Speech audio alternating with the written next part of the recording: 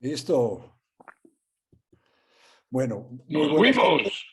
Hoy, 27 de enero de 2023, tenemos el gusto de tener al viceministro de Hacienda, el doctor Gonzalo Hernández.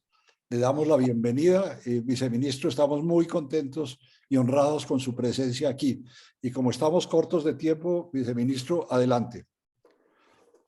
Mando a todos, muchas gracias por la invitación. Me alegra que hayamos podido encontrar este momento para dialogar. Desde el año pasado recibí tu invitación y lamentablemente no pudimos coordinarlo, pero bueno, se logró. Saludos desde Neiva. Justo hoy estuvimos visitando un ecoparque con la firma Ecopetrol, el Ecoparque Brisas.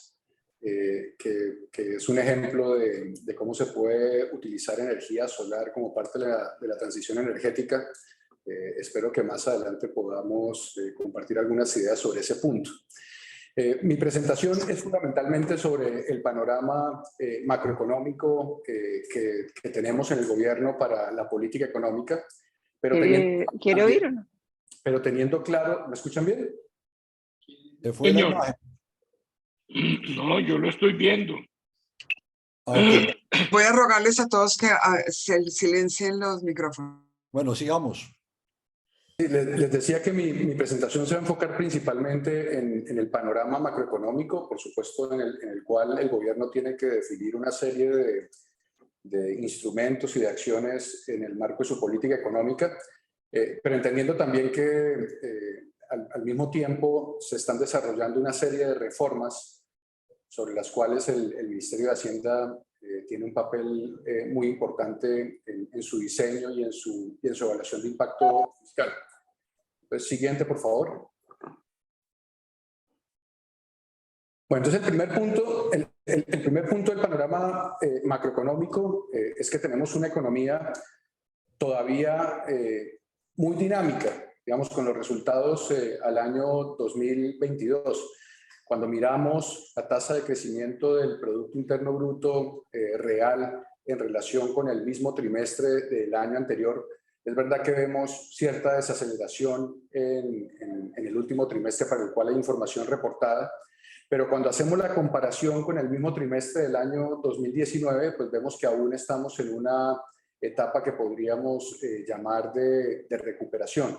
Por supuesto, más adelante hablaré un poco de las diferentes amenazas que tiene ese desempeño macroeconómico. Cuando vemos el desempeño de diferentes sectores, también, por supuesto, las exportaciones de servicios, la industria manufacturera, el consumo privado, diferentes rubros han jalonado ese crecimiento positivo del año 2022 que queremos mantener en el año 2023 y hacia adelante. Siguiente, por favor. Pero de la mano con esa dinámica positiva del Producto Interno Bruto, el principal reto macroeconómico que tenemos en este momento, al menos en los aspectos coyunturales, pues es una inflación bastante alta. Tenemos una inflación que cerró el año 2022 con 13.12%, pero lamentablemente se destaca la inflación de alimentos, que llegó a casi 28%, y eso explica que cuando vemos la inflación para grupos pobres o vulnerables, estamos hablando cerca de 15% de inflación. Si quitamos los alimentos y los regulados, algo que se conoce como inflación básica, tenemos una inflación del 9.5%, pero aún con una tendencia creciente. La expectativa que tenemos en Hacienda es que esta inflación empiece a ceder a partir del segundo trimestre de 2023. Más adelante puedo conversar un poco sobre cuáles son los elementos que justifican ese optimismo, pero de todos modos esto genera pues, un ambiente preocupante para la política macroeconómica. Siguiente, por favor. Y un aspecto que siempre nos gusta destacar con el ministro Campo, porque sirve de puente tanto en el marco de las preocupaciones coyunturales como en el caso de las preocupaciones estructurales, es que tenemos un deterioro en el déficit de cuenta corriente. Eso no es algo que sea resultado exclusivo del comportamiento del año 2022, viene desde hace varios años atrás. Y en el carácter estructural al que hacía referencia, pues es importante ligar ese deterioro del déficit en cuenta corriente con una economía poco... Por favor, volver a la diapositiva. Gracias. Con una economía que es poco diversificada. Las exportaciones de la economía colombiana se concentran en buena medida en productos en los cuales tenemos poco margen para definir nuestros precios en los mercados internacionales. Un dato que me gusta mencionar como referencia es que la suma de las exportaciones de petróleo, carbón, níquel y café suman más del 50% de las exportaciones colombianas. Y eso hace que las condiciones externas determinen bastante el comportamiento de nuestro déficit en cuenta corriente y luego eso se transmita a otro tipo de restricciones en la economía doméstica. Ese 7.2% de déficit en cuenta corriente de septiembre de 2022 nos sorprendió un poco en Hacienda, fue más alto de lo que esperábamos. Esperamos un cierre para el año 2022 cercano al 6%. En parte el cierre pues va a estar explicado también por una desaceleración de las importaciones como consecuencia del ajuste de la economía luego de esa buena dinámica que vimos en años pasados luego de la pandemia. Sobre esto podemos también discutirlo más adelante. Este tema del déficit en cuenta corriente, por supuesto, también preocupa en materia de financiamiento y preocupa en términos de las afectaciones que puede tener nuestra tasa de cambio cuando, por ejemplo, el resto del mundo, en especial las economías avanzadas, continúan con su normalización monetaria, subiendo tasas de interés, cuando las economías emergentes se ven expuestas a flujos de capitales negativos. Pues sabemos que esos flujos negativos de las economías emergentes se terminan reflejando más en economías que tienen déficits en cuenta corriente altos. Y por lo tanto, esto genera en promedio, junto con otros determinantes, una presión mayor sobre el tipo de cambio. Siguiente, por favor. Aquí precisamente vemos un índice del tipo de cambio. Me voy a concentrar por ahora en la línea roja punteada del panel izquierdo. Tenemos una depreciación del tipo de cambio, una tendencia de depreciación del tipo de cambio en el segundo semestre del año 2022, alcanzando el momento que para todos fue más preocupante en octubre y la primera semana de noviembre, pero afortunadamente con una tendencia que muestra que ese salto, ese comienzo de volatilidad del tipo de cambio a finales en el segundo semestre de 2022 empezó a ceder, y ahora en enero, como han visto, pues tenemos unos cierres de tipo de cambio más dentro de los rangos que esperamos. Es decir, uno dentro del debate académico puede también aceptar que un tipo de cambio, una depreciación del tipo de cambio contribuye a cerrar el déficit en cuenta corriente que les presenté antes, pero a pesar de eso, claramente nos preocupa entrar en una tendencia de alta volatilidad del tipo de cambio, en especial si esa tendencia luego se asocia con problemas de incertidumbre sobre la economía. Pero bueno, el mensaje optimista es que en los últimos resultados de ese tipo de cambio vemos una tendencia favorable y consistente con las proyecciones que tiene el Ministerio de Hacienda dentro de su actualización del plan financiero. Siguiente, por favor. Bueno, se ha dicho de paso de la gráfica anterior, pues vale la pena también que podamos dialogar un poco sobre los efectos asimétricos de Colombia frente a las devaluaciones de otros países emergentes, y creo que buena parte de la explicación viene también por los altos déficits en cuenta corriente. Tenemos una situación parecida en materia de déficit de cuenta corriente a lo ocurrido en Chile, pero recordemos que Chile ha hecho unas intervenciones en el mercado cambiario mucho más agresivas. Aquí la política monetaria no no ha utilizado intervenciones en el mercado cambiario, sino que se ha enfocado en su instrumento principal de política monetaria, que es la tasa de interés de intervención. Esta gráfica muestra un indicador al que le hacemos seguimiento permanente, también pensando en esa restricción de financiamiento internacional, y es la curva de los TES con los respectivos rendimientos.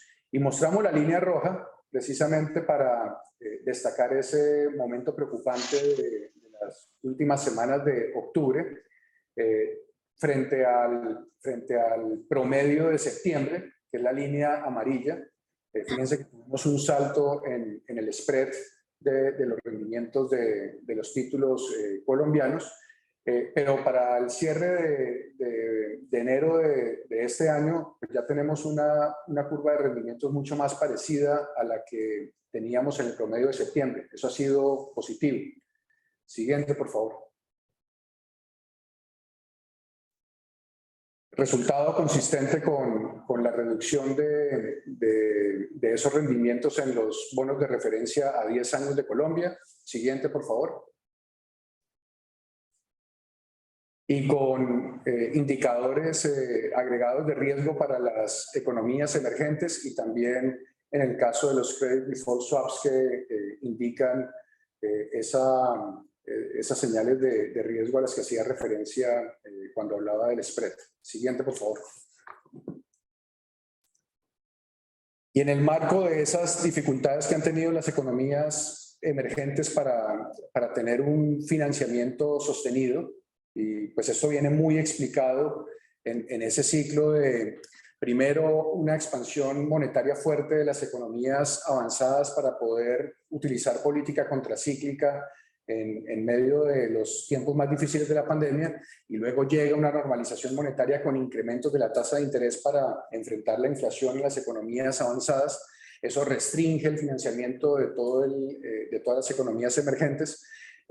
Cuando uno mira los indicadores para Colombia, pues ve indicadores positivos. Por ejemplo, los flujos de inversión extranjera directa siguen siendo positivos, no solo en los sectores tradicionales de petróleo y minería, sino en otros sectores, fundamentalmente el sector financiero, y también vemos resultados positivos en las inversiones de portafolio. Esto, por ejemplo, recuerdo que en octubre, cuando tuvimos las reuniones del Fondo Monetario Internacional y el Banco Mundial, y con el ministro Campo tuvimos varios encuentros con inversionistas, pues era una fuente importante de preocupación. Afortunadamente, las condiciones de financiamiento para el país en los últimos meses se han comportado de manera mucho más positiva, yo creo que en buena medida primero por un rendimiento o un comportamiento más positivo que el que se esperaba inicialmente en muchas economías avanzadas. Por ejemplo, el resultado positivo del crecimiento de los Estados Unidos para el último trimestre reportado, con un crecimiento de 2.9%, también un dato de inflación por debajo de lo que muchos esperaban en el caso de Estados Unidos, y de la mano con una política responsable del gobierno Petro en materia fiscal, pues ha permitido que nuestras condiciones de financiamiento en tiempos difíciles sigan estando abiertas. Siguiente, por favor.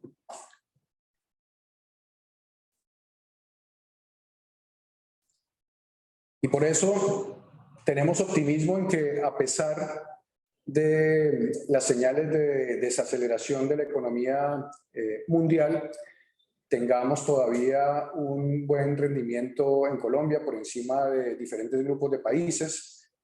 La principal comparación sería con otras economías emergentes o con el promedio de América Latina. Y aquí el mensaje principal es poder direccionar la política económica. Sobre todo eso seguramente vamos a dialogar, de tal manera que tengamos, si es necesario, un aterrizaje suave en lugar de un aterrizaje en modo forzoso.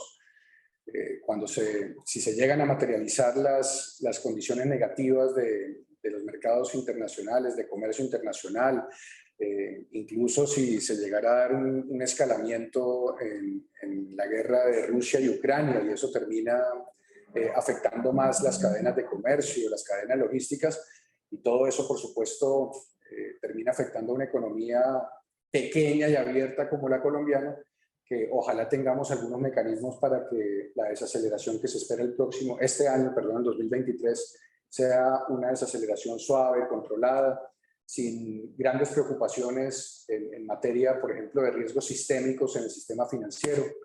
Vemos algo de deterioro en las carteras, pero no algo que genere gran preocupación. Eso es como en parte lo que corresponde a ese diagnóstico macroeconómico general. Siguiente, por favor. Y por supuesto, aunque Armando me dijo a través de mi asesor que el tema fiscal lo han cubierto en varias ocasiones, a mí sí me parece muy importante mostrar. Marta, ¿te podría pedir el favor de mover las imágenes a la izquierda un poco para poder ver la parte derecha de la gráfica? Bueno, ¿ustedes están viendo bien la gráfica completa? ¿O yo no puedo ver el lado derecho? Sí, se ve, pero no sé si ya lo ven ustedes.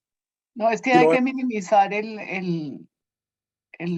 donde esa cosa que le quita visibilidad, que es arriba a la derecha, que es Yo sí la veo, pero sí se ve toda. Se ve sí, perfecto. hay que minimizar eso. Bueno, yo no puedo. Listo, yo No hay no. problema, se ve bien. Sí. A ver, entonces yo trato de moverlo acá. Eso, ya, sí, listo. Ustedes lo pueden ver bien, ya yo lo puedo ver bien también. Entonces, es muy importante. Aquí quiero dejar un mensaje de visión de política económica que me parece muy importante resaltar y que el ministro Campo lo ha dejado claro en varias intervenciones. Nos encontramos en medio... No. Sí. Nos encontramos en medio de una época de varias transiciones. Por supuesto está la transición energética que viene conectada con todo el tema de desarrollo productivo, de tener políticas para reindustrialización, la transición de nuestra diversificación tanto productiva como exportadora. Tenemos, en el caso de las variables de control del Ministerio de Hacienda, también una transición fiscal. O sea, recordemos que como consecuencia de la pandemia y de la activación de políticas contracíclicas, tuvimos altísimos déficits fiscales como porcentaje del Producto Interno Bruto en los años 2020 y 2021. Y eso impuso un ajuste muy importante para el año 2022, pero aún más importante para el año 2023. Ese ajuste que tenemos en la actualización del plan financiero para el año 2023 es el ajuste más importante desde el año 1993. Si pueden bajar un poquito, Marta, la gráfica, creo. Perdón un momentico. Sí. Siguiente, por favor. Esta es la que quiero mostrarles.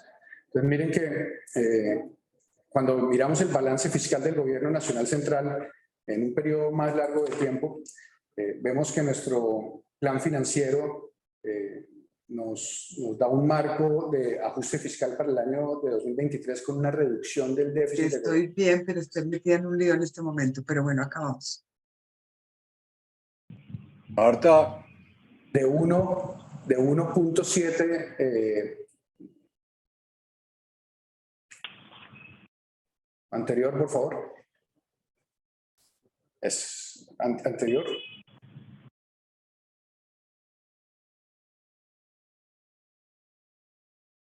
Marta, ¿podrías volver por favor a la diapositiva en la que estaba hablando del ajuste del déficit del Gobierno Nacional Central? Gracias. Entonces, perdón, es que esto a veces la tecnología me muerde, pero ahí vamos. Está bien a todos. Bueno, entonces les decía que además del ajuste que tuvimos en el año 2022, que es un ajuste importante de 1.6 puntos porcentuales del Producto Interno Bruto, para el año 2023 tendremos un ajuste adicional de 1.7 puntos porcentuales, con total respeto de la regla fiscal, es decir, con un cumplimiento de la regla fiscal. Y este es uno de los que consideramos un mensaje muy importante para pues, en general para la estabilidad fiscal del país, pero también para los mercados internacionales y para poder mantener esos mercados de financiamiento abiertos para Colombia con las buenas ventanas que hemos tenido en las últimas semanas para hacer algunas operaciones de gerencia de los pasivos del Estado, ¿sí? Con una colocación de test para poder bajar algunas de las torres que teníamos para el 2023 y para el 2024, con operaciones exitosas de crédito público. Todo eso es consecuencia de un plan financiero que muestra, por supuesto, como actualización de nuestro marco fiscal de mediano plazo, que muestra una consolidación de esa transición fiscal a la que tanto ha hecho referencia el ministro Campo. Sí, ese resultado solo es comparable con un ajuste que se vio en el año 1993. Siguiente, por favor.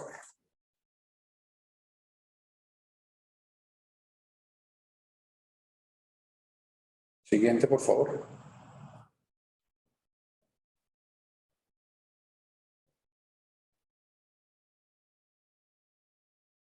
Marta. Sí, señor. ¿En esta? Siguiente, por favor. Ya voy a terminar con esta última, con estas dos últimas. Siguiente, por favor. Y para darles, pues el marco de la regla fiscal, yo a veces me refiero a esa regla fiscal como varias reglas fiscales, pues tiene que ver con un manejo del déficit, pero también hay una referencia sobre la deuda del Gobierno Nacional Central, en donde aparece un límite ancla de 55% del Producto Interno Bruto con un límite máximo de 71%, y en esas señales de cumplimiento de la regla fiscal, pues también es importante poder mostrarle al mercado. Felicitaciones, felicitaciones, Adrián. Marta. Podemos mostrarle al mercado que, que nuestro déficit, que nuestra deuda neta del Gobierno Nacional Central como porcentaje del Producto Interno Bruto, pues está muy cerca del nivel ancla. Antes de las gracias, pues también me gustaría en términos de visión de política macroeconómica resaltar que teniendo esas restricciones de financiamiento a nivel internacional, que son unas restricciones que están afectando a todas las economías emergentes, por supuesto con efectos idiosincráticos dependiendo de características de cada una de las economías, por ejemplo, por su déficit en cuenta corriente, teniendo en cuenta que hay unas fuertes demandas sociales, que hay también un programa de gobierno que ofrece atender esas demandas sociales con gastos que requieren de más financiamiento, pues la reforma tributaria fue un elemento importantísimo de manejar con sensatez esas diferentes restricciones de financiamiento en general del déficit. Por otro lado, un ajuste fiscal con un cumplimiento de la regla fiscal, en parte para poder enfrentar la restricción de financiamiento y tener que incrementar el gasto público para poder atender unas demandas sociales que de no ser atendidas, pues tienen otras válvulas de escape también y que generan inestabilidad económica y social. Pues la reforma tributaria, que por supuesto tiene un objetivo de recaudo, pero no solo un objetivo de recaudo, sino que también es importante destacar la forma en la que se da ese recaudo. Los impuestos pues nunca son bienvenidos por los sectores que tienen que pagarlos, ¿cierto? Y pueden existir diferentes argumentos en contra de esas cargas tributarias adicionales. Pero el haber diseñado una reforma tributaria en donde un componente importantísimo del recaudo está en los sectores mineroenergéticos, que son sectores que tienen una capacidad importante de pago en este momento de la economía, y que los impuestos a las personas naturales estén enfocados en las personas de más altos ingresos, y digo también riqueza, pensando en el componente de patrimonio y de otro tipo de activos, pues lo presentamos como una política fiscal sensata para armar un rompecabezas complicado de política fiscal en un contexto macroeconómico difícil. Sin reforma tributaria no habríamos podido alcanzar consistencia con con todos estos elementos. Seguramente ustedes saben que este fin de semana habrá una reunión de Consejo de Ministros para empezar a revisar algunos criterios para la distribución de la adición presupuestal, que está contemplada en cerca de 20 billones de pesos, la magnitud que nos permitió obtener la reforma tributaria, y que, pues gracias al trabajo del Ministerio de Hacienda y también del Comité Autónomo de la Regla Fiscal, pues permitió que se pudiera crear una sintonía con algunos elementos de la regla fiscal para que esa adición presupuestal fuera de esa magnitud. Entonces, este es un mensaje que a mí me parece muy importante en relación con las variables de control que tiene el gobierno en términos de su política económica. Ahora, por supuesto, aquí no hay diapositivas de elementos ya desarrollados de la reforma de la salud, o de la reforma de las pensiones, o de la reforma agraria, o de las reformas en el aparato productivo para la reindustrialización. Pero por supuesto estoy contento de compartir con ustedes algunas ideas sobre esas reformas, y yo lo enmarcaría en relación con el trabajo de Hacienda de la siguiente manera. En el segundo semestre de 2022, el primer semestre del gobierno del presidente Petro, tuvimos una iniciativa importante que fue la reforma tributaria a la que me he referido.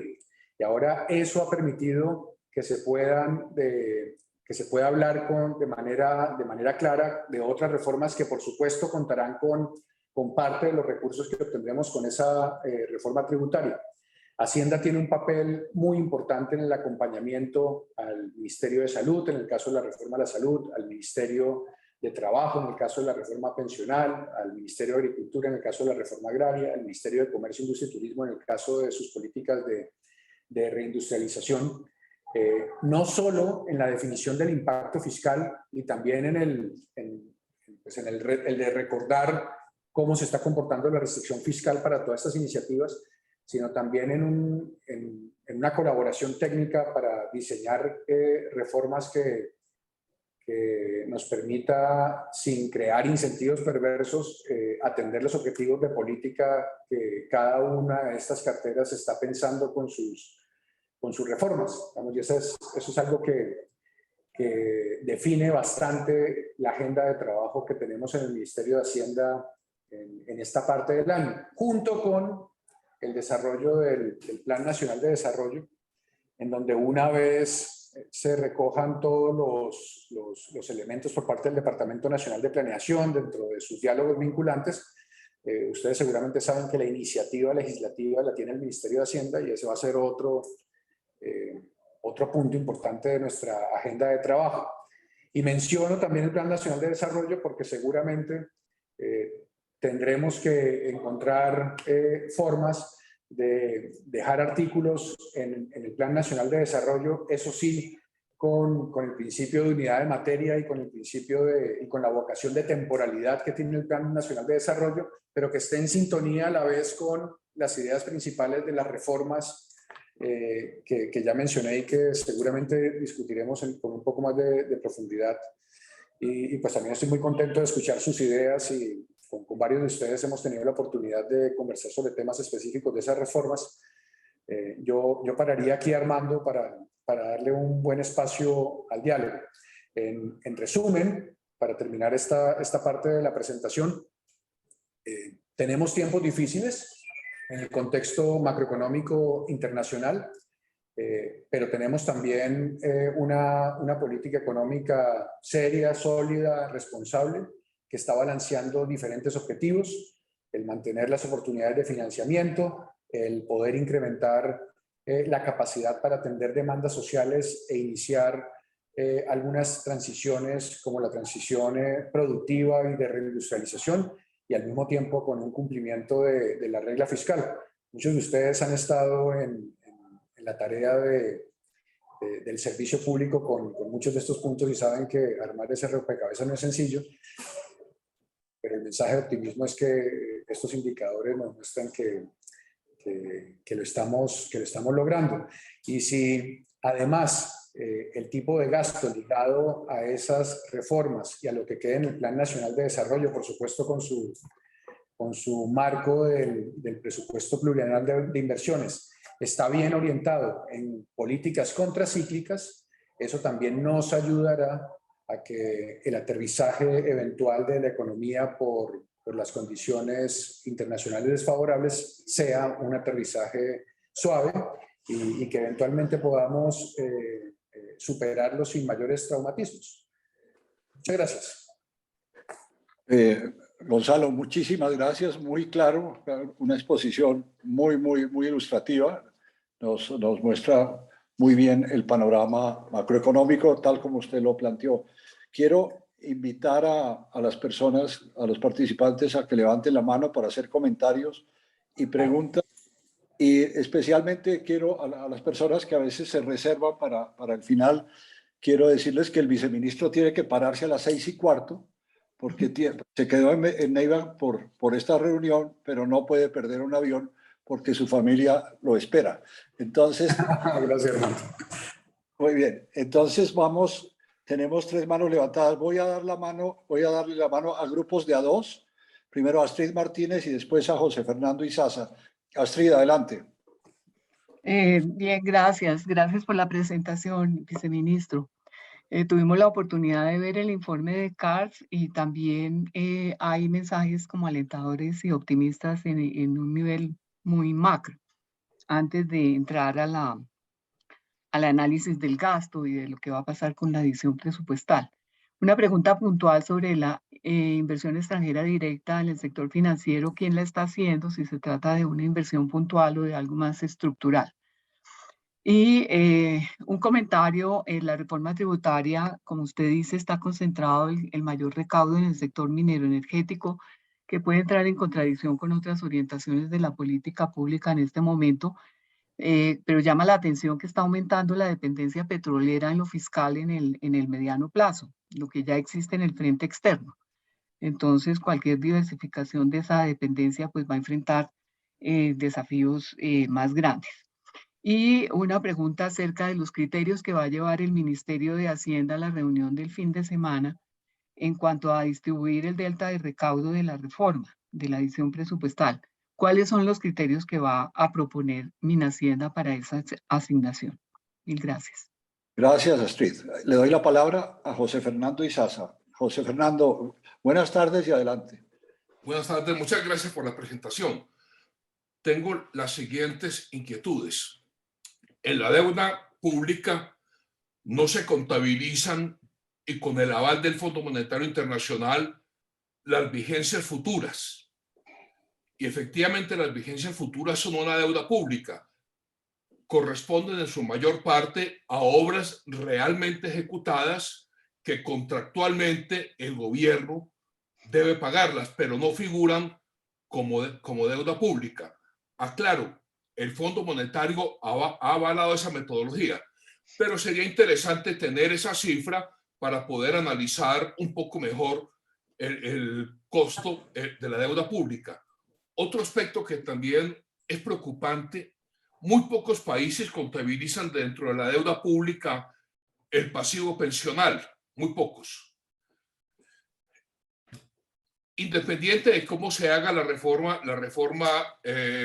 pensional, por supuesto que el gobierno va a tener una gran liquidez. Y aún está teniendo ahora, porque muchas personas están pasando de los fondos privados a los fondos públicos porque efectivamente es más atractivo.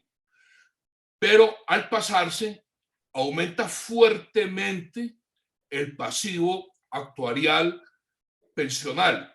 Y ese punto valdría la pena también cuando se analice el marco fiscal, si no sumarlo, porque realmente muy pocos países lo sumen, sí tener el estimativo del aumento del actuarial del pasivo pensional. Otro aspecto también que no se considera en deuda pública, y es un enredo de miedo, porque a veces lo ponen como deuda pública y a veces no, es el Fondo de Estabilización de Precios de los Combustibles. Tradicionalmente no se puso como deuda pública porque se decía que eso lo tenía que pagar una entidad del gobierno, pero que no era el Ministerio de Hacienda. valdría la pena también como un anexo de la deuda pública poner esas tres contingencias. Bueno, la del pasivo actuarial es superior a la deuda pública, eso para que nos pongamos de acuerdo, para poder hacer un poquito más fácil el análisis de cuál es las reales obligaciones del sector central. Y aclaro, esto no se refiere a este gobierno, esto es una tradición que lleva ya varios años. Gracias, José Fernando. Gonzalo, adelante. Bueno, aquí hay varias cosas. Tal vez arranco con un punto de Astrid sobre la edición presupuestal. Pues algunos principios sobre esa edición presupuestal. Primero, pues la edición presupuestal tal y como se estipuló en la actualización del plan financiero estará alrededor de 20 billones de pesos. Ese es el primer dato. Segundo, pues habrá una discusión política de las carteras acerca de la mejor asignación de esos recursos, y un principio que siempre resalta el Ministerio de Hacienda es el que ese gasto tenga dos elementos. Primero, que ojalá sea contracíclico en materia macroeconómica para poder ayudar a ese aterrizaje suave al que hice referencia. Y muchas de esas políticas contracíclicas pues vienen de la mano también con sentar cimientos para aspectos estructurales. Doy un ejemplo concreto. La reforma agraria, ¿cierto? La reforma agraria, que tiene muchos componentes, entre ellos el de compra de tierras, pero sabemos que la compra de tierras no será suficiente, sino que se necesita asistencia técnica, se necesita otro tipo de infraestructura. Puede convertirse en un jalonador de la economía en el corto plazo y a la vez en sentar las bases para tener un crecimiento tendencial más alto. Entonces yo diría que esas son las dos cosas, Astrid. Primero, pues el monto total, y en segundo lugar que esté alineado con las políticas del plan de gobierno, con un criterio macroeconómico de contraciclicidad y de generar bases para más crecimiento estructural. Bueno, después me puedes contar un poco más por el tema de la dependencia mineroenergética en las cuentas fiscales. Pues, digamos, aún no hay ningún cambio estructural en la producción de mineroenergéticos, y la reforma tributaria, como mencioné, pues cerca del 50% del recaudo de la reforma tributaria en el primer año corresponde a los impuestos pagados por el sector mineroenergético, ¿cierto? Con el windfall tax, con el incremento de los impuestos dependiendo de las utilidades del sector petrolero particularmente, pero también de otros sectores mineroenergéticos, eso es verdad. Puedo revisar con más detalle la desagregación de la inversión directa en el sistema financiero. Recuerdo que en algunas de las reuniones del Fondo Monetario Internacional del Banco Mundial, algunos inversionistas mencionaban que eso podría estar muy ligado a algunas adquisiciones particulares y seguramente está contabilizado ahí, pero la magnitud que mostré en esa barra azul clara pues indica que es más que eso, ¿no? Es decir, hay en otros sectores. Sin embargo, pues también vale la pena la reflexión de qué tan estable es ese flujo de inversión extranjera directa. Es separado contablemente al portafolio de inversiones, pero igual vale la pena seguir revisando con cuidado el tema de estabilidad. Las preguntas de José Fernando, pues las enmarco todas a ver cómo plantearlo, en que hay que tener, por un lado, cuidado a la hora de presentar los datos en no confundir flujos con stocks, ¿cierto? Y que sí existe muy buena información al respecto, tanto en los flujos como en los stocks, pensando en los pasivos. Lo importante es mostrarlo todo a la vez. Pero en el sentido de cómo se está manejando la política fiscal, por supuesto teniendo en cuenta vigencias futuras, diferentes pasivos, pues a mí me gustaría puntualizar que precisamente por eso el marco fiscal de mediano plazo delimita la cancha para un periodo de 10 años, pero tenemos actualizaciones financieras que cada año nos dicen hasta aquí se puede gastar. Con esto quiero decir en concreto, José Fernando, que independientemente de las vigencias futuras, las carteras tienen que organizar su gasto de acuerdo con la cancha que quede delimitada en la restricción presupuestal de nuestra planeación financiera, ¿sí? Es decir, no hay, incluso si hay unas vigencias futuras estipuladas para que sean gastadas, por ejemplo, por la cartera de vivienda, cada año, de acuerdo con los recursos definidos en el presupuesto general de la Nación y eventualmente con adiciones, esa cartera tendrá que definir cómo reorganiza sus gastos. No puede salirse de ese marco que aprobamos en el Consejo Superior de Política Fiscal. Sé que puede parecer una respuesta simplificadora, pero a partir de eso, cuando ya empieza a hablar uno de stocks y de pasivos, pues pueden meter un montón de cosas. Me voy a referir a uno de ellos a manera de ejemplo y también de cómo estamos lidiando con él. El Fondo de Estabilización de Precios de Combustible, que claramente es uno de esos problemas heredados, ¿sí? Por razones que no voy a elaborar hoy. Pero les cuento que en el plan financiero que se actualizó en diciembre del 2022 para el 2023, primero se tuvo en cuenta el que en el presupuesto general de la Nación de 2023 se definirán 18.4 billones de pesos para pagar el saldo de 2022. Y además, gracias a una reinterpretación de algunos componentes de la regla fiscal, esto fue parte del trabajo que hicimos con el Comité Autónomo de la Regla Fiscal, logramos tener 8 billones de pesos adicionales, ¿sí? para el saldo de 2022.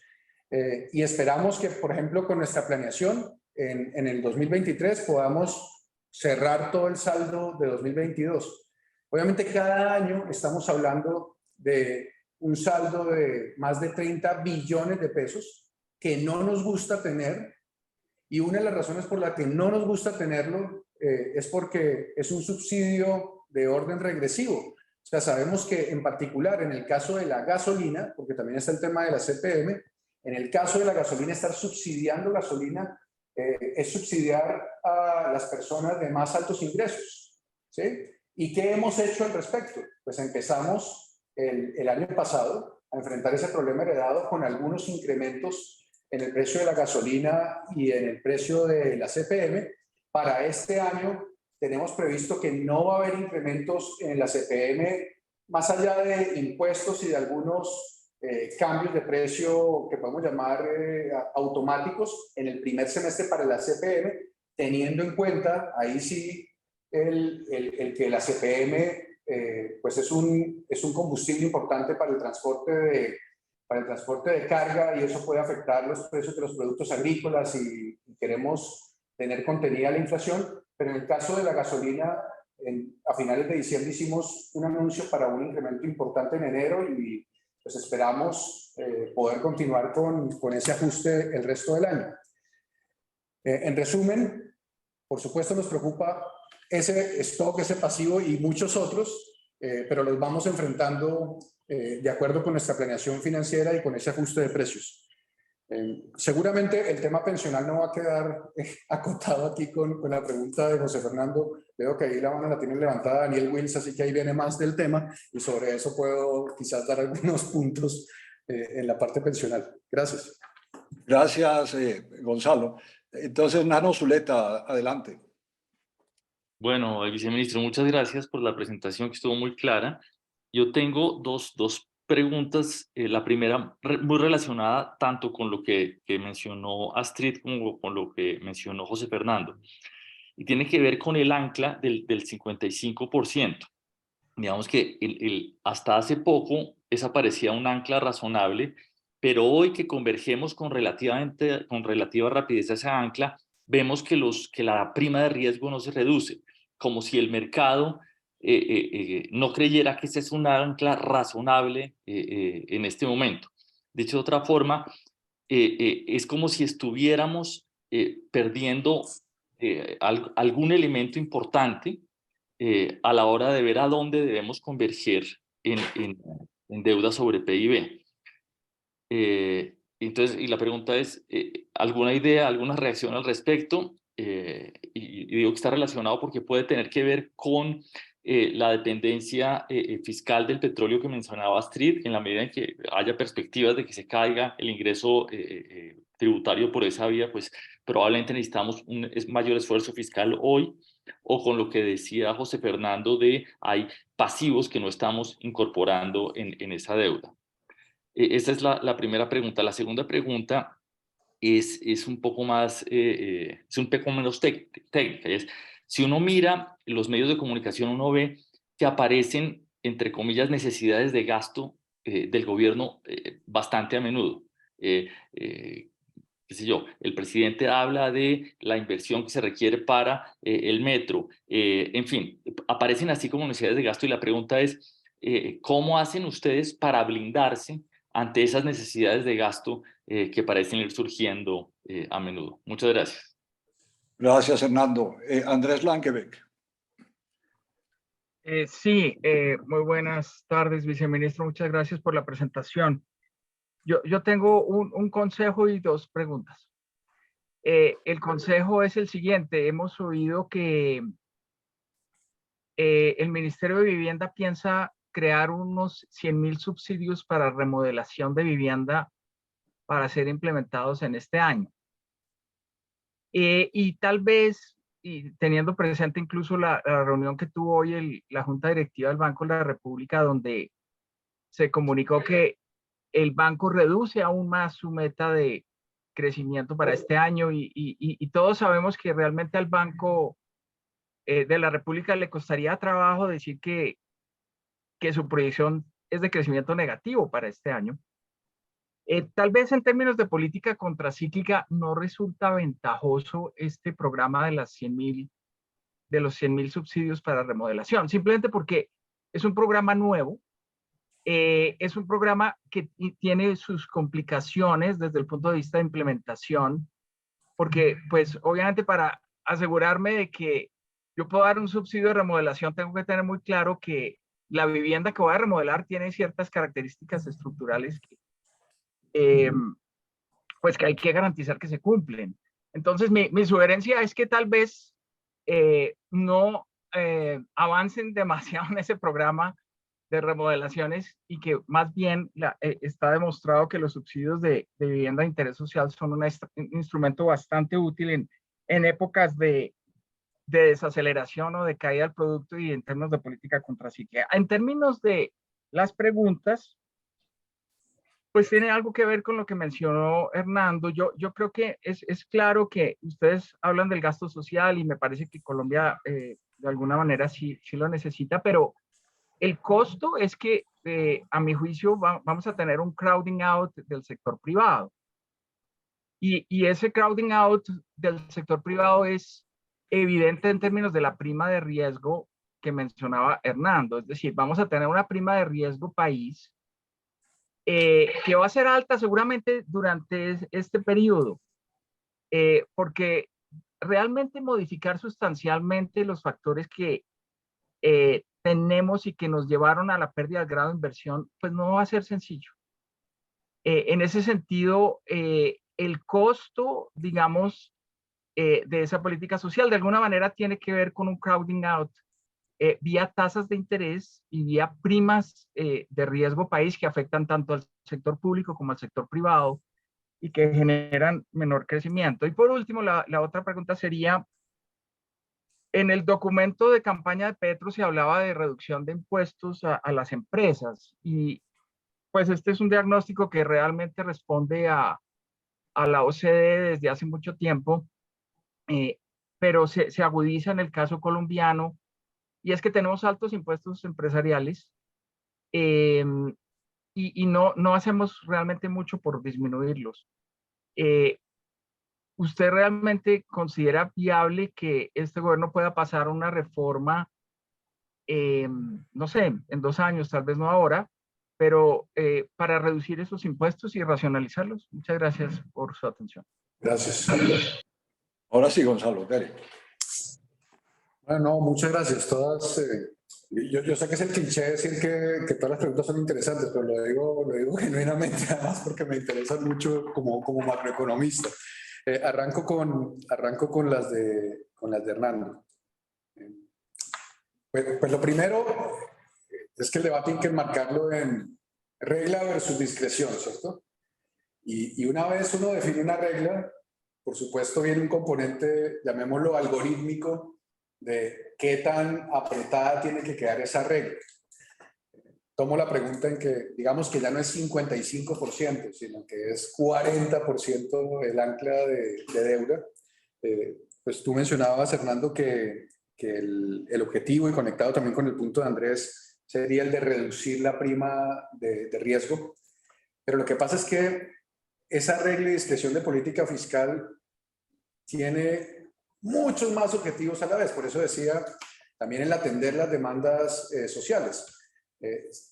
Voy a simplemente llevarlo al extremo para caricaturizar la idea, y es, pues si tuviéramos una política de mayor reducción de la deuda a ese 40%, enviaríamos mensajes positivos a los mercados internacionales para el financiamiento, de pronto sí, pero sin atender esas demandas sociales que pues también llevaron a un mandato popular de cambio, de transformación, de buscar instrumentos para reducir la pobreza, o sea, aumentar el gasto social. Pues no es la política fiscal de este gobierno. Esa es la primera respuesta. Por eso en nuestro balance he afirmado que lo sensato es encontrar un equilibrio de ajuste fiscal, bien con esa ancla, en segundo lugar de mantener las posibilidades de financiamiento y de tener recursos que van a ser gastados de la manera en que ya expliqué. Y aquí quiero agregar un elemento político también, en donde, y lo mencioné muchas veces en el trámite de la reforma tributaria, en donde como gobierno tenemos también la responsabilidad de hacerle seguimiento y mostrar indicadores de transparencia del uso de esos recursos, porque eso es lo que termina dando legitimidad a poder decir, y la gente tiene que contribuir más a través de impuestos para poder financiar ese gasto social que luego va con la idea de un fortalecimiento de la democracia. Entonces, en ese sentido, pues mi respuesta es, no creemos que sea necesario apretar más el ancla. Y por otra razón, porque el tema de la prima de riesgo no creo que responda exclusivamente a eso. Como dije, el primer gran elemento es un elemento de economías emergentes. El segundo gran elemento, por supuesto, es de características idiosincráticas de la economía colombiana. Pero yo estoy convencido de que una de las características idiosincráticas más importantes de la economía colombiana tiene que ver con ese déficit en cuenta corriente. Por eso lo resalté allí. Y el déficit en cuenta corriente, pues obviamente alguien me puede decir, bueno, pero twin deficits, ¿cierto? La conexión con el déficit fiscal. Pues estamos haciendo ajuste fiscal. Y por otro lado, no son unos déficits gemelos simplemente contables, sino que en buena medida necesitamos recursos para reducir el déficit en cuenta corriente a través de una estrategia exportadora diferente. Entonces creo que con los mismos indicadores y con la misma ecuación, lo que estoy diciendo aquí es, tenemos una visión diferente de política económica para atender esas restricciones. Y la respuesta larga corta es, no vemos necesidad o no vemos conveniente en este punto apretar más esa restricción fiscal. Hay que atender esas necesidades de gasto. Andrés también en esa línea macroeconómica plantea el tema del crowding out y sonreí cuando dijo, bueno, por la tasa de interés. Nuevamente, yo creo que aquí el efecto de tasa de interés y de crowding out no es porque el gobierno esté saliendo a buscar un financiamiento adicional, por ejemplo, en el mercado doméstico. En este momento es fundamentalmente por la política de normalización monetaria del Banco de la República. Hay una polémica sobre si debió empezar de manera más agresiva antes, pero en este momento continúa con su normalización monetaria, a pesar de que, por ejemplo, la economía norteamericana, pues ya las expectativas de los inversionistas es que va a empezar a ceder esa tasa de interés. Si hay algún efecto de crowding out por tasa de interés, creo que va más por la política monetaria que por que el gobierno esté saliendo a demandar más recursos.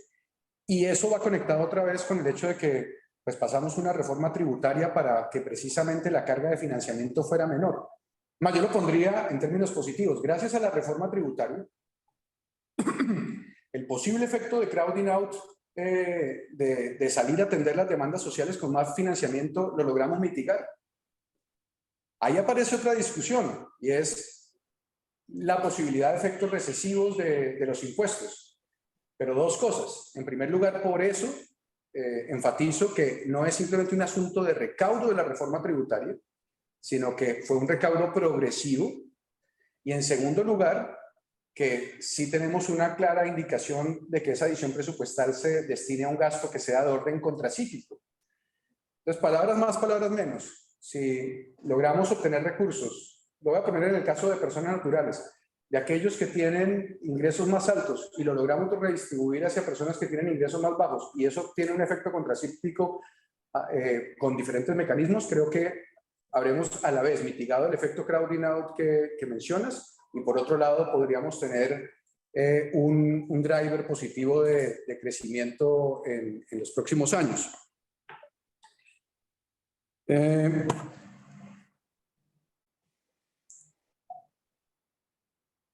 Eso es me falta responder al consejo, pero eso en la práctica pues va a tener que ver mucho con la pregunta que hacía Astrid de los principios que orientarán la distribución del gasto. Mencionaban empresas y el programa de gobierno. Pues la reforma tributaria alivió en ciertos sectores el acceso al régimen simple de tributación. Ustedes seguramente recuerdan que hubo una discusión amplia en el Congreso sobre la posibilidad, al menos, de bajar las tasas de tributación de las empresas pequeñas y medianas. En muchas ocasiones hablamos de la dificultad de poder hacer un buen diseño de esa reducción de los impuestos y manifestamos la preocupación de que se utilizara ese impuesto específico reducido para las empresas pequeñas y medianas de tal manera que hubiese un fraccionamiento de los tamaños de las empresas. No nos parecía que era la mejor manera. Consideramos que lo mejor era poder ampliar el margen de acceso del régimen simple de tributación. Aquí en la confianza de no sé cuántas personas estamos, no hemos hablado nada de reformas siguientes. Incluso ustedes vieron que el ministro Campo aclaró que en el caso, por ejemplo, de impuestos territoriales, de lo que se trata es de una eventual modernización de los impuestos. No hay ninguna expectativa de cambiar de manera drástica el recaudo de impuestos. Y mi otra respuesta sobre las empresas no es un asunto de progresividad, pero sí frente a la alternativa que tuvieron que utilizar otros gobiernos para ajustar las tasas de tributación. Ustedes recuerdan que el gobierno Duque primero en su reforma bajó la tasa de renta de las personas jurídicas y luego tuvo que incrementarla. En lugar de hacer algo así de manera amplia, pues la identificación de aquellos sectores que podían contribuir más, entre ellos los sectores mineroenergéticos y también pues el sector financiero con la sobretasa, fue la forma de lidiar de la mejor manera con todas esas restricciones. Esas son mis respuestas. No conozco sobre el consejo, Andrés, no conozco el artículo de subsidios de remodelación. He visto muchos otros. De acuerdo con que pues hay diferentes instrumentos que se han utilizado en el fomento de vivienda. Están los programas FRESH, tanto para la vivienda de interés social como para la vivienda que no es de interés social. Tenemos más simpatía por aquellos de vivienda de interés social, por lo que tú mencionabas, también, pues no solo en la parte redistributiva, sino porque puede ayudar más en el principio de política contracíclica. Y dentro de esos programas también hay que pensar muy bien si lo mejor, por ejemplo, son los subsidios a la tasa o si son los subsidios en monto, y tener cuidado con otra cosa que nos ha sorprendido mucho, y es pues la indexación al salario mínimo de los precios de la vivienda de interés social. Por ahora te puedo adelantar que esas diferentes variables las estamos teniendo en cuenta dentro de los diferentes artículos del tema de vivienda en el Plan Nacional de Desarrollo. Y voy a mirar lo de remodelación a ver. Gracias, Gonzalo. Daniel Wills, adelante.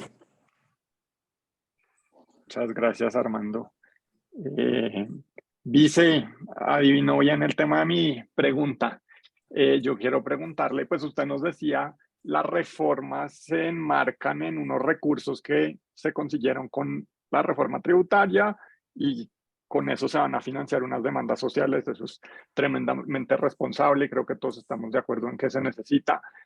La reforma de pensiones se podría hacer de una forma un poco diferente. Se podría hacer de una forma en la que genere financiamiento. Ese financiamiento deteriora los stocks, usted y acá creo que todo el mundo entiende esa parte, pero durante el cuatrenio la reforma pensional se podría escribir de una manera que genere mayor financiamiento para atender esas demandas sociales. Y yo quería preguntarle si ustedes están en el Ministerio de Hacienda considerando una reforma, una versión de la reforma pensional en ese sentido, como fuente de financiamiento para las demandas sociales. Gracias, Daniel. Eduardo Lora, antes. Eduardo, adelante. Gracias. Gracias por la presentación muy clara y muy ilustradora. Yo tengo 3 preguntas. Una es en relación con el tema de los déficits gemelos. El ministro pues ha sido muy claro académicamente y también en varias ocasiones ya como ministro en que ha dicho no, yo no creo en el tema de los déficits gemelos.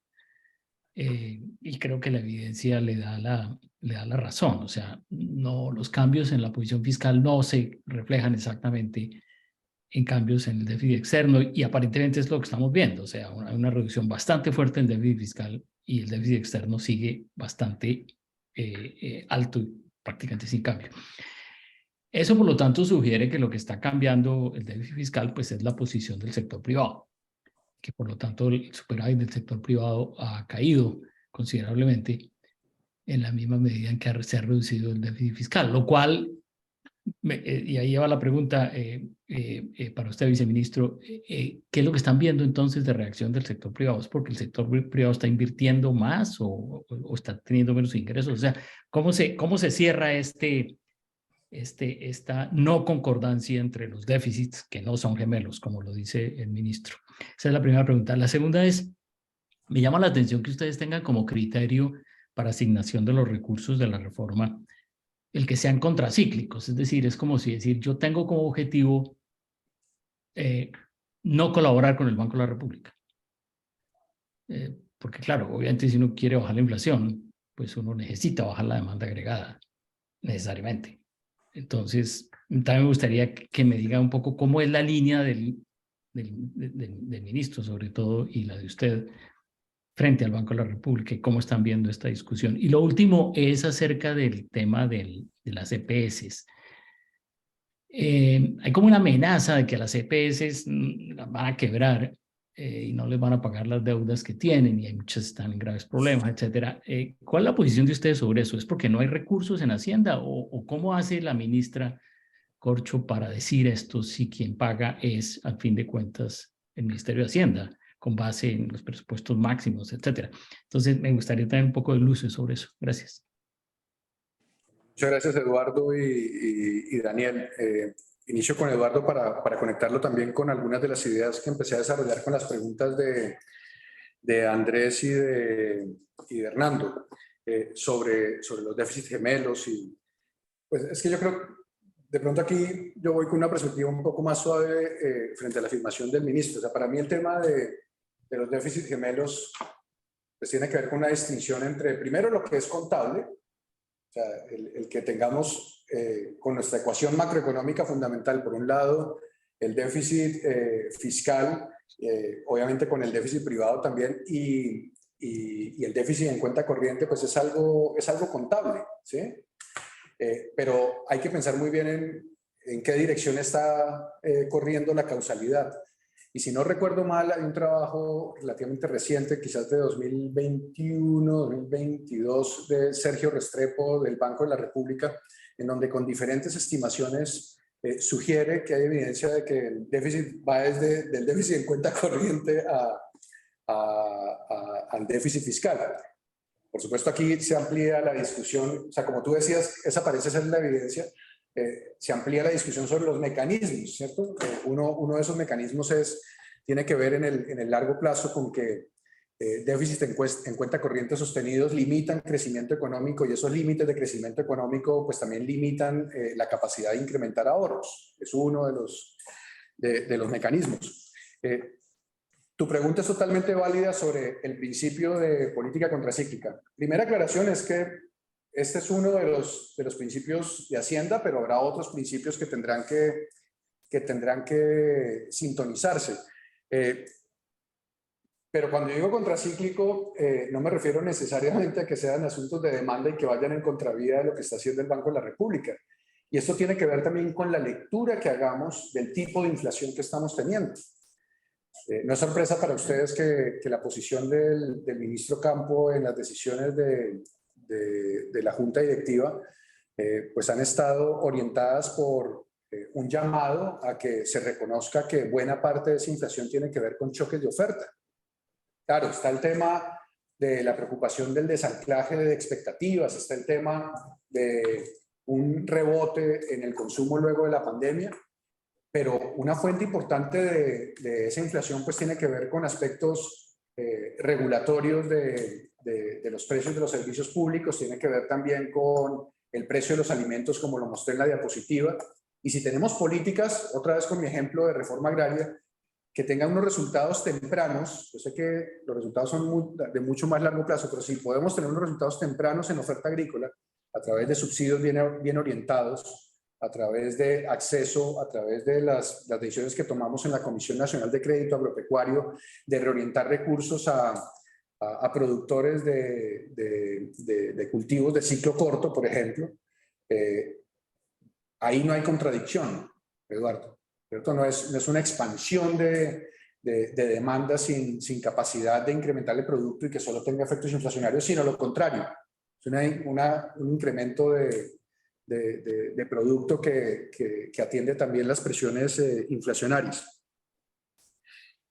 Sobre el tema bueno, digamos, la pregunta sobre las EPS y la reforma de salud nos da para abrir todo un bloque sobre la reforma de la salud, pero en materia de los pagos, y esto es información pública, en la última comisión de beneficios que tuvimos en diciembre del año pasado, se definieron recursos para los pagos de las deudas de presupuestos máximos que tenía el Estado con las EPS, en particular de 2021. Se habló también de algunos recursos para 2022 y complementado con la idea de que la adición presupuestal también tendrá recursos para que en el sistema de salud se puedan cubrir esas deudas.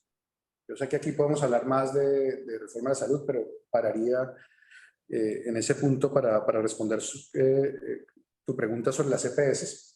Y como en todo, encontrando no solo el óptimo en materia de impacto fiscal, sino en un buen diseño de política pública, reconociendo cuáles son las cosas positivas del sector que pueden impulsarse para atender claros objetivos que no han sido atendidos. Por ejemplo, mejorar el verdadero acceso de la población rural, de la población en zonas dispersas a la salud. Que no sea un asunto únicamente de carnetización, sino que tenga un acceso verdadero a la salud. Ese es un objetivo que hay que atender. Y también sé de las discusiones que las EPS están dispuestas a estudiar diferentes estrategias para avanzar en esa dirección. Y en complementariedad, pues están estudiando otros mecanismos diferentes o complementarios a los mecanismos que tienen las EPS para atender esos objetivos de cobertura. Pero también tendremos que revisar el tema de los presupuestos máximos, que pues 80% de esos presupuestos máximos quedan orientados, por ejemplo, a medicamentos. ¿Qué está pasando con el precio de los medicamentos? Revisiones que en gobiernos pasados hicieron a esos precios de los medicamentos. Hay que mejorar todo el sistema institucional de auditorías de los gastos. Bueno, aquí sé que empiezo a extenderme con un montón de temas.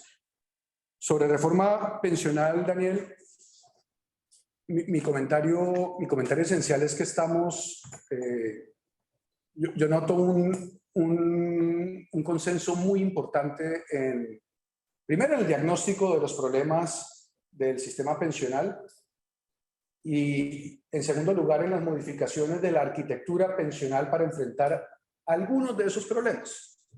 Y digo solo algunos y no todos los problemas porque pues el principal problema del sistema pensional es que no pensiona.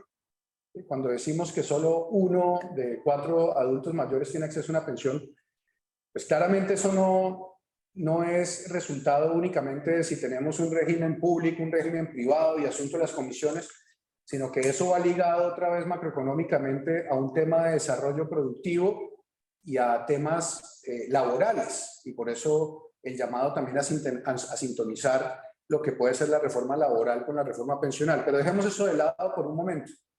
En lo que estamos de acuerdo es en que una mejor estructura del sistema pensional puede recoger las ideas de los pilares, en lugar de que tengamos al sector público y al sector privado en competencia en los mismos segmentos, sino tener un pilar solidario, ¿sí? con unos apoyos a los adultos mayores que no tienen acceso a una pensión. Uno podría avanzar después también en mecanismos de focalización para decir adultos mayores que no tienen acceso a una pensión y que no cuentan con otra fuente de ingresos.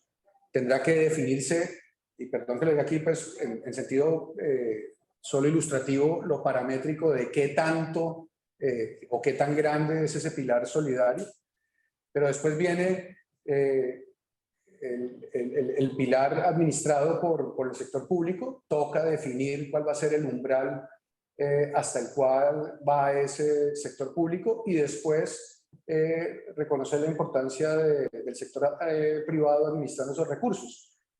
Pues primero tenemos un problema macro grande que no va a ser resuelto por la reforma pensional. Después tenemos la reforma pensional que en términos de su arquitectura yo veo un consenso muy importante, sin perjuicio de que haya discusiones sobre pues, la magnitud del pilar solidario, el umbral que define el paso de la administración del sector público al privado, más muchas otras cosas que a veces quedan por fuera del debate, como qué pasa con el fondo de garantía de pensión mínima o qué va a ocurrir con esos recursos que en este momento están administrando las AFPs y que dependiendo del umbral pues tendrían que ser parte de un stock para atender unas pensiones que ya no serán entregadas por esas AFPs. No lo sé, ese tipo de detalles pues son los detalles que estamos trabajando en conjunto con el Ministerio de Trabajo.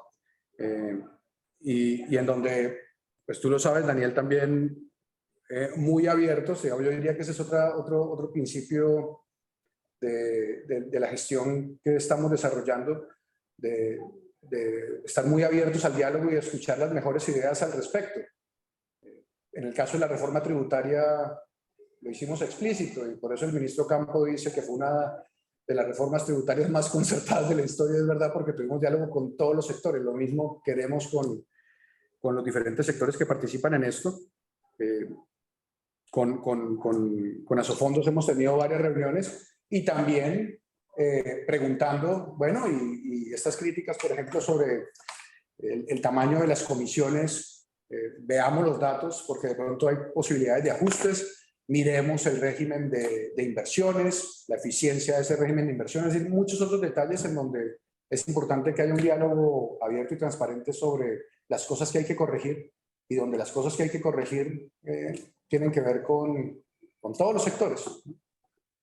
Gracias, Gonzalo. Tenemos primero Gabriel Sánchez y Ana María Ferreira. Gabriel, adelante. Gracias, Armando. Viceministro, usted habló de que están haciendo una coordinación muy de cerca con varios ministerios.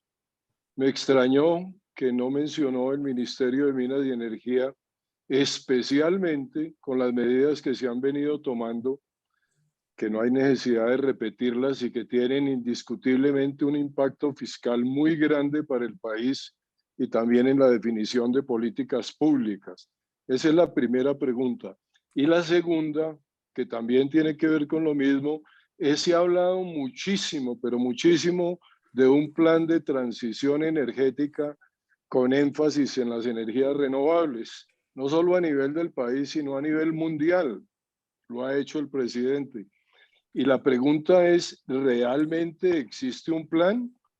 Porque un plan tiene un costo, y un costo, por pequeño que sea un plan de transición energética, estamos hablando de miles de millones de dólares. Si existe el plan, ¿cómo se va a financiar? ¿Quién lo va a desarrollar? O segundo, que es lo más preocupante de eso, es que simplemente lo que se ha venido haciendo es un estudio, un documento de lineamientos hacia dónde debería hacerse la transición energética, lo cual es algo completamente diferente. Muchas gracias. Gracias, Gabriel. Ana María, adelante. Bueno, esto está un poco también relacionado con el tema del sector minero energético. Primero, claramente lo que ha pasado ayer y hoy es una vulneración a la institucionalidad, a pesar de que exista un concepto del superintendente en energía eléctrica, no hay lugar a intervención tarifaria y menos hay lugar a intervenir los contratos que por ley se acuerdan entre las partes, tanto en precio como en condiciones contractuales.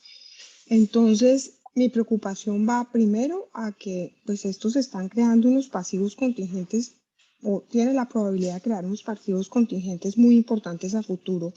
Pero segundo, pues está vulnerando la confianza inversionista, intervenir la CREC o tomar las facultades que tiene la CREC por ley 143 en el sector eléctrico y tomarlas de esa forma, pues vulnera la confianza inversionista.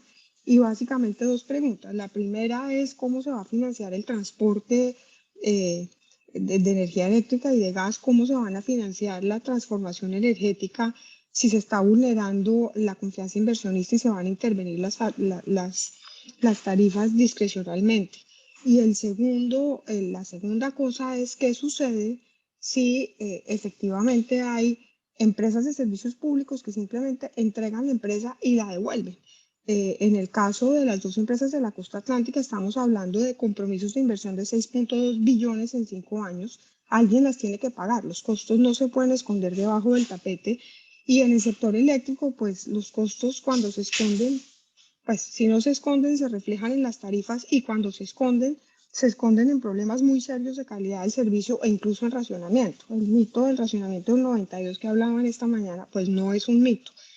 Entonces mi preocupación es si se está vislumbrando el impacto de vulnerar la institucionalidad como se está vulnerando en este momento para intervenir unas tarifas que obviamente a un público pues, le parecerá maravilloso que se intervengan, pero que claramente van a desincentivar la inversión fuertemente en esto. Y finalmente, en relación con la reforma tributaria que cargó tan duro la mano al sector minero energético, pues esto tiene un impacto clarísimo en las tarifas eléctricas y tiene un impacto clarísimo en la bolsa de energía.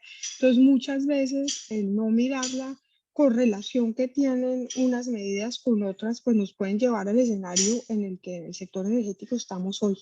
Entonces, quisiera saber su reacción en estos temas. Gracias. Gonzalo. Sí. Bueno, veo que entramos al segmento un poco más pesimista. Pero bueno, lo primero es, Gabriel, no hay que extrañar que no haya mencionado el ministerio porque no intenté hacer una lista taxativa de todos los ministerios con los que trabajamos, pero sí mencioné la importancia de la transición energética como un elemento bandera de este gobierno. Mencioné transición energética, transición productiva con la diversificación de exportaciones que va ligada a esa transición energética y por supuesto el tema fiscal. Y pues no voy a repetir o a terminar creando ruido innecesario sobre posiciones que ya el ministro Ocampo ha trazado sobre esa transición energética. Es una transición que tiene que ser ordenada, que tiene que ser responsable, que tiene que contar con toda la información para definir exactamente en qué consiste, reconociendo que una parte importante de los objetivos de esa transición energética no tiene que ver con un asunto estrictamente de oferta de la matriz energética, sino que tiene que ver con aspectos de demanda. Hay que avanzar también en eso, reconociendo que la transición es importante, como dice el presidente, para poder enfrentar un horizonte de tiempo en el que las energías renovables van a ganar preponderancia y pues nos van a permitir también ser más eficientes, pero entendiendo que tendremos que analizar los costos de de esa transición para poder definir esa gradualidad. Y eso se hace en un trabajo en conjunto a nivel de Consejo de Ministros con, pues, por supuesto, el Ministerio de Minas y Energía, Ministerio de Comercio, Industria y Turismo y Ministerio de Hacienda. Ese es el primer planteamiento. Sobre el tema de CREC, pues lo primero es que los anuncios del presidente, los anuncios recientes del presidente Petro están enmarcados en la ley. Y ese es un marco importante. Por supuesto puede generar discusión sobre, bueno, cómo se va a ejecutar y no me parece que se utilice, aunque sea prerrogativa del gobierno. Pero reconozcamos también que hay unas preocupaciones serias en el ajuste de esos precios. Y creo que hay un argumento claro también de que por lo menos en ciertos casos hay una disponibilidad de recursos. Estoy pensando principalmente en las fuentes hídricas que hacen que uno se pregunte ¿y por qué los ajustes de regulación no están permitiendo que esa disponibilidad de recursos se traslade a precios más bajos para las familias en su servicio público?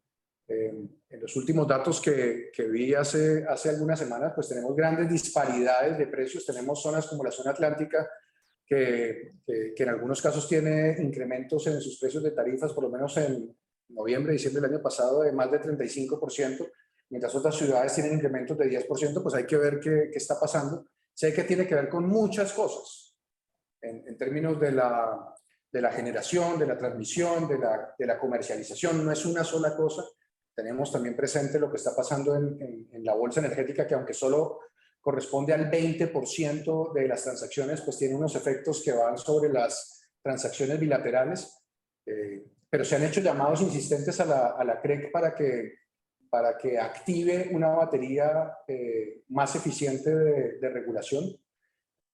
Se parece como al tema en términos de la confianza inversionista, pues se parece como a las discusiones que tuvimos antes sobre la regla fiscal. Hay un cumplimiento de la regla fiscal. Puede haber debate y puede haber discusiones sobre si deberíamos tener un sobrecumplimiento, pero aquí es muy importante que si tenemos una regla, si tenemos un marco regulatorio, todo se está haciendo en el marco de la ley. Y eso debe darle tranquilidad a los inversionistas, Ana María. En el pasado también se implementaron, sí, a través de la CREC, medidas menos convencionales de regulación, por ejemplo, cuando se cambiaron las opciones tarifarias, cuando se incluyeron las pérdidas reconocidas, y eso pues terminó jalando una serie de problemas que ahora se tienen que enfrentar, y hay que estar abiertos a enfrentarlo de la manera más convencional o con instrumentos adicionales. En todo caso, claramente es deseable y pues en eso le apuntamos todos a que se utilicen las mejores capacidades técnicas para que estas modificaciones regulatorias sean pragmáticas y claras para generar, para alcanzar los objetivos que queremos sin generar incentivos perversos o perjuicios al sistema. Gracias, Gonzalo. Son las 6:07, hay 3 manos levantadas. Armando, Señora. ¿puedo hacer un pequeño consejo al vice? Vice, les recomiendo, yo sé que en gas y en agua potable las funciones son por delegación. En el sector eléctrico eso no es así en virtud de la ley 143. Entonces, simplemente por consejo echarle una revisión a la ley 143, donde el Congreso le asignó directamente las funciones de regulación a la CREC y no por delegación presidencial. Gracias, Ana María. Yo decía que son las 6:07, hay 3 manos levantadas. Y una cosita, Ana María, siéntete libre de enviarme algún correo con la información que tengas sobre eso. Es gonzalo.hernandez@minhacienda.gov.co. Perfecto, gracias, vice. No, gracias.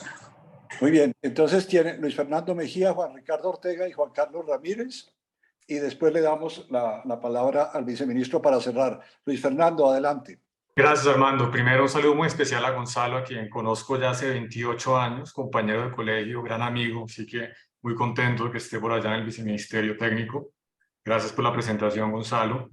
Yo quisiera hacer un comentario, digamos, tal vez tocando varios de los puntos que se han enfatizado recientemente, pero especialmente a raíz del comentario que hizo Eduardo sobre, digamos, su sensación de que el déficit fiscal y el déficit de cuenta corriente tal vez no van en la línea en la que pues, se está hablando en materia de los déficits gemelos. Y yo tengo la sensación completamente contraria a la de Eduardo. Yo creo que no es sorpresa que Colombia hoy en día es el país entre los emergentes con el segundo mayor déficit gemelo, sumado déficit de cuenta corriente y déficit fiscal, bueno, cierre del 2022. Yo entiendo un poquito lo que mencionaba Gonzalo, que de pronto en el largo plazo la causalidad puede ir en el otro sentido, pero en el corto plazo yo creo que es clarísimo que Colombia hoy en día tiene un altísimo problema de déficit gemelos a causa de un ajuste fiscal que fue mucho más lento que el que se observó en el resto de las economías.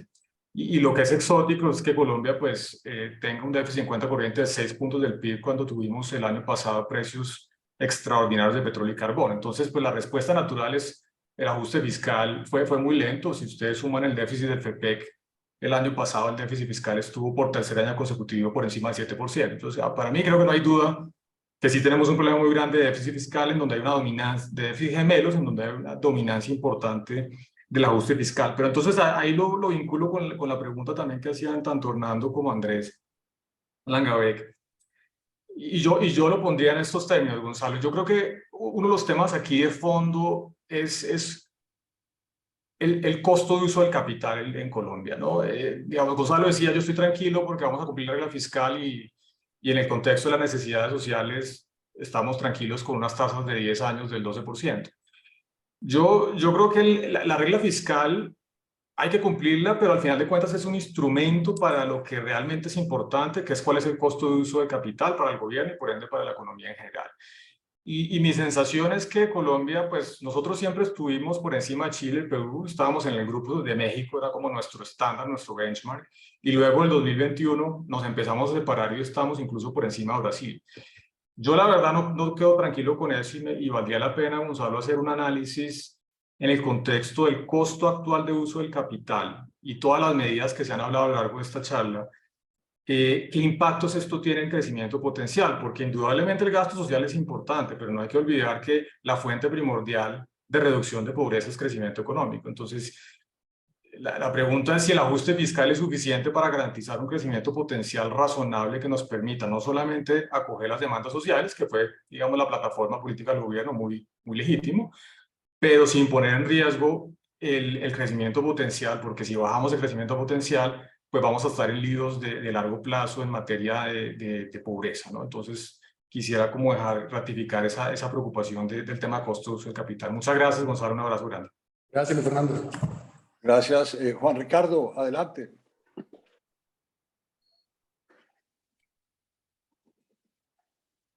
Hola, Armando. Qué pena, Dale. en el carro viniendo de la oficina, entonces va a estar un poquito precaria la comunicación. No pude ver toda la presentación, pero la verdad, pues muy generoso, Gonzalo, y mil gracias por todos los elementos.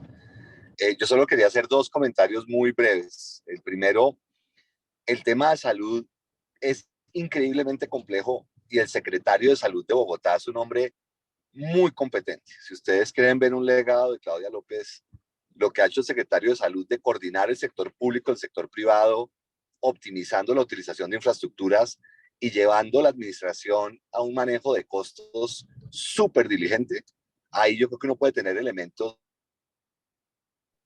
muy serios, confiables, empíricos, de qué es lo que se necesita, que no es desafortunadamente lo que la ministra ha expresado, por lo menos no para las grandes ciudades. Y creo que Bogotá no es homogénea como para que se pueda pensar que una regla aplica a todo. Entonces, invitarlos si les interesa. Yo tengo una excelente relación con el secretario y lo admiro profundamente. Les digo, de los servidores públicos que yo me le quito el sombrero a lo largo de mi vida profesional. Esa es solamente una oferta de generación de valor. Entonces, un comentario sobre el tema de pensiones, que es un número que yo siempre he calculado y que creo que vale la pena que lo mire.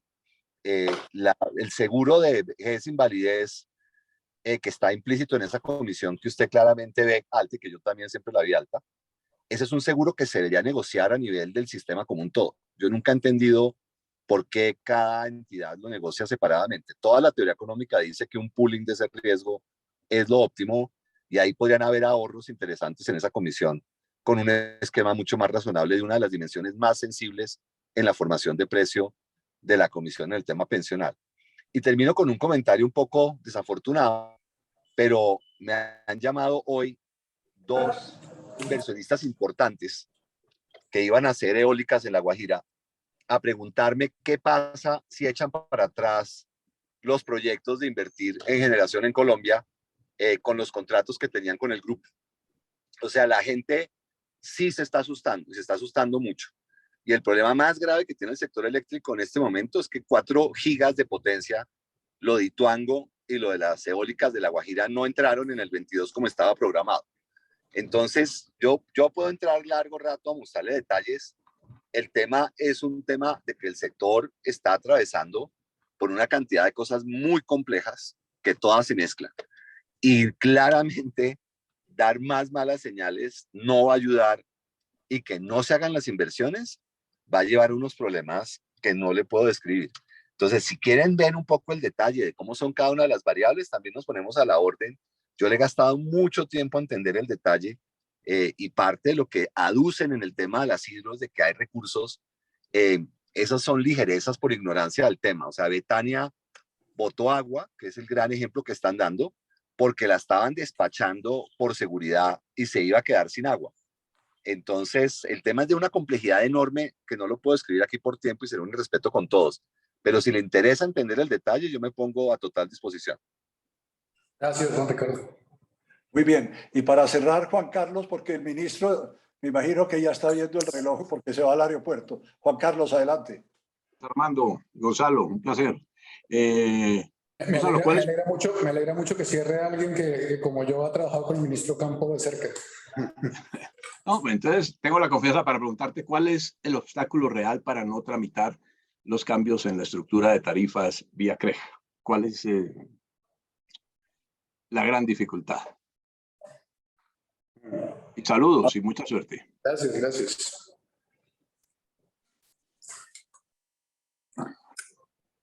Bueno, arranco quizás por las menciones a lo de CREG.